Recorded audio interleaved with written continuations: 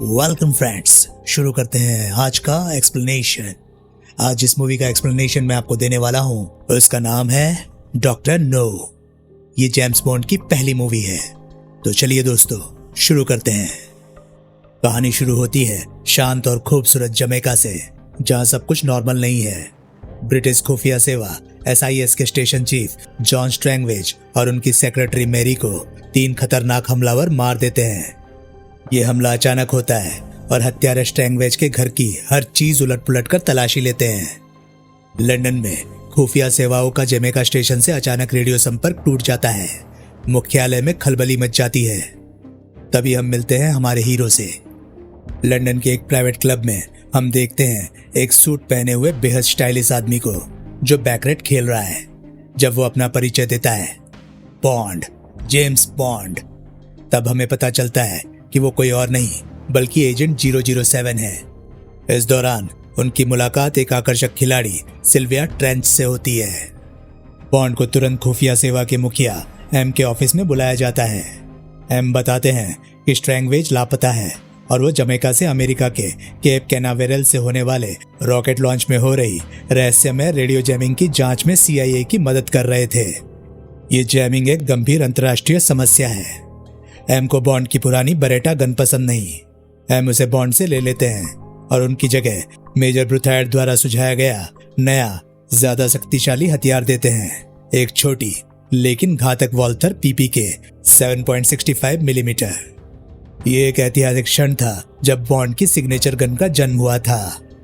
Bond जब अपनी flight पकड़ने से पहले घर जाते हैं तो सिल्विया ट्रेंच उनका इंतजार कर रही होती है।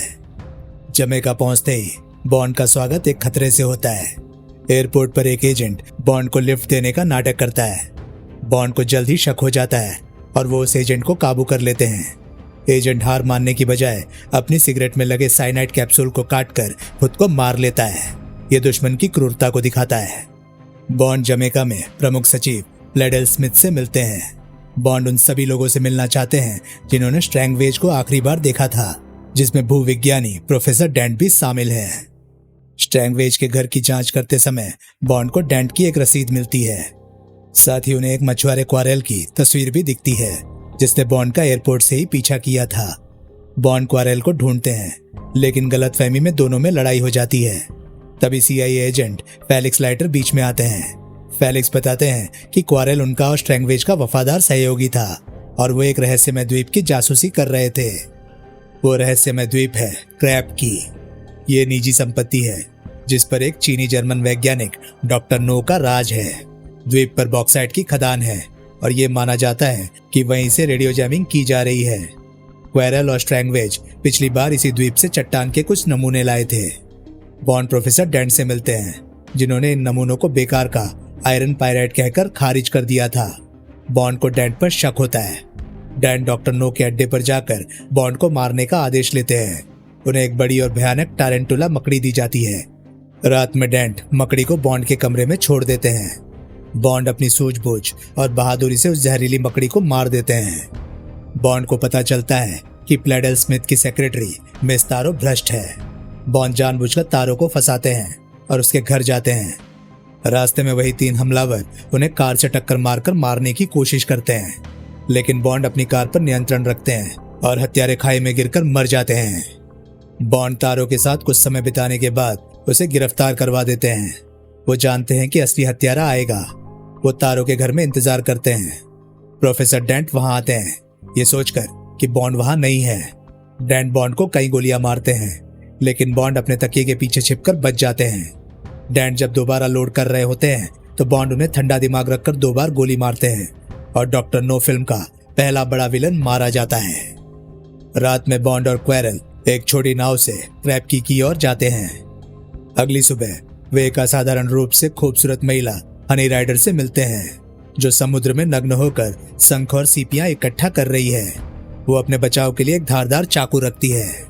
तीनों साथ मिलकर आगे बढ़ते हैं, लेकिन उन्हें डॉक्टर नो के गार्ड ढूंढ लेते हैं। अंधेरा होते ही तीनों पर एक भयानक चीज हमला करती है, एक जबरदस्त शोर करता हुआ आग उगलता हुआ टैंक, जिसे स्थानीय लोगों को दूर रखने के लिए ड्रैगन जैसा रूप दिया गया है। इस ड्रैगन के हमले में वफादार क्वेरल मारा जाता है। बॉन्ड और हनी पकड़े जाते हैं। बॉन्ड और हनी को दलदल के पानी से बचाने के लिए डिकंटेमिनेशन प्रक्रिया से गुजरना पड़ता है। उन्हें आरामदायक नायाब कपड़े दिए जाते हैं, लेकिन उन्हें ड्रग्स मिली कॉफी पिलाई जाती है और वे गहरी नींद में सो जाते हैं। जागने पर उन्हें उस बेस के मालिक डॉक्टर नो के साथ रात का भोजन करने के लिए ले जाया जाता है। डॉक्टर नो का किरदार बेहद भयानक है, एक चीनी जर्मन वैज्ञानिक जिसके प्राकृतिक हाथ विकिरण से खराब हो चुके हैं और अब वो धातु के मजबूत प्रोस्थेटिक हाथ इस्तेमाल करता है। डॉक्टर नो खुद को स्पेक्ट्रे नामक वैश्विक आपराधिक संगठन का सदस्य बताता है। उसका उद्देश्य साफ है, वो अपने रेडियो जैमिंग टावर का उपयोग करके अमेरिका के प्रोजेक्ट मरकरी लॉन्च को पटरी से उतारना चाहता है, जिससे अंतर्राष्ट्रीय तनाव बढ़े। डॉक्टर नो बॉन्ड को स्पेक्ट्रे में शामिल होने का लालच देता है। जब बॉन्ड सख्ती से इनकार करते हैं तो नो गुस्से में हनी राइडर को दूर ले जाने का आदेश देते हैं और बॉन्ड को बुरी तरह पीटा जाता है। बॉन्ड हार नहीं मानते, वो अपनी सेल के ऊपर लगे एक छोटे एयर वेंट के जरिए बाहर निकलते हैं। वो खुद को एक मजदूर के कपड़े पहनाकर बेस में घुसपैठ करते हैं और मुख्य कंट्रोल सेंटर तक पहुंचते हैं। बॉन्ड लॉन्च शुरू होने से ठीक पहले डॉक्टर नो के परमाणु पुल रिएक्टर को ओवरलोड कर देते हैं। इससे बेस में तबाही मच जाती है। डॉक्टर नो बॉन्ड को रोकने की कोशिश करते हैं। अपने धातु के हाथों से वो बॉन्ड को दबाने की कोशिश करते हैं, लेकिन भीषण लड़ाई में डॉक्टर नो अपनी पकड़ खो देते हैं और वो उस उबलते रेडियोधर्मी रिएक्टर पूल में गिर जाते हैं और तुरंत मारे जाते हैं। बेस के कर्मचारी भागने लगते हैं। बॉन्ड भागकर हनी राइडर को आजाद कराते हैं। दोनों एक छोटी नाव लेकर द्वीप से भाग निकलते हैं और उनके भागते ही डॉक्टर नो का पूरा अड्डा एक जबरदस्त धमाके से नष्ट हो जाता है। बॉन्ड और हनी राइडर खुले समुद्र में बह रहे होते हैं क्योंकि उनकी नाव का ईंधन खत्म हो चुका होता है। तभी फेलिक्स लाइटर एक रॉयल नेवी जहाज के साथ उन्हें ढूंढ लेते हैं और उन्हें बचाने के लिए नाव से खींचना शुरू करते हैं। हनी राइडर भावुक होकर बॉन्ड को गले लगाती है और उन्हें पैशनेटली चूमती है। बॉन्ड को पता है कि वो हनी के साथ और समय बिताना चाहते हैं। वो चुपचाप और अपनी प्रसिद्ध मुस्कान के साथ वो टोइंग रोप काट देते हैं। जहाज दूर चला जाता है और बॉन्ड व हनी समुद्र में अकेले, सुरक्षित और प्यार में डूबे रह जाते हैं। और इस तरह एक नई लीजेंडरी यात्रा का अंत होता है जिसने दुनिया को जेम्स बॉन्ड से मिलवाया। तो दोस्तों, डॉक्टर नो मूवी जो 1962 में रिलीज हुई थी, सिर्फ एक फिल्म नहीं बल्कि एक मूवी इवेंट थी जिसने जेम्स बॉन्ड को दुनिया से परिचित कराया। ये फिल्म बॉन्ड फ्रेंचाइज की नींव है और आज भी एक क्लासिक मानी जाती है। ये फिल्म अपने समय से आगे थी। इसने जासूसी थ्रिलर को एक नया आयाम दिया, जहां स्टाइल, एक्शन और अंतर्राष्ट्रीय साजिश का मिश्रण था।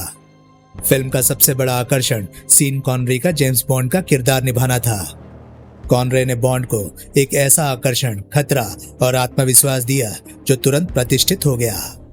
कहानी सीधी है, एक रहस्यमय रेडियो जैमिंग के स्रोत की जांच करना, लेकिन ये कहानी हमें जमैका के खूबसूरत समुद्री किनारों से लेकर डॉक्टर नो के अत्याधुनिक हाईटेक बेस तक ले जाती है, जो उस समय के लिए बहुत रोमांचक था। फिल्म का पेस शानदार है। इसमें बॉन्ड का अपनी मशहूर बंदूक वॉल्टर पीपी के प्राप्त करना, उनका प्रसिद्ध परिचय बॉन्ड, जेम्स बॉन्ड और हनी राइडर का समुद्र से निकलना, ये सभी दृश्य आज भी सिनेमाई इतिहास में दर्ज हैं। आज के मानकों से देखें तो एक्शन कुछ धीमा लग सकता है और डॉक्टर नो का क्लाइमेक्स थोड़ा जल्दी खत्म हो जाता है। डॉक्टर नो आज की बॉन्ड फिल्मों की तरह भव्य या विस्फोटक भले ना हो, लेकिन ये क्लासिक बॉन्ड स्टाइल की नींव रखती है। इसमें सस्पेंस, जासूसी और आकर्षक लोकेशंस का बेहतरीन मिश्रण है। फिल्म का निर्देशन टेरेस यंग ने बहुत सधा हुआ किया है। क्लाइमेक्स में डॉक्टर नो के बेस पर घुसपैठ और अंत में उसकी हार, दोनों ही सीन दर्शकों को बांध कर रखते हैं। यह फिल्म उस समय के शीत युद्ध, कोल्ड वॉर के तनाव को भी दर्शाती है, जब वैश्विक जासूसी अपने चरम पर थी। यह फिल्म दिखाती है कि एक परफेक्ट जासूसी थ्रिलर कैसी होनी चाहिए।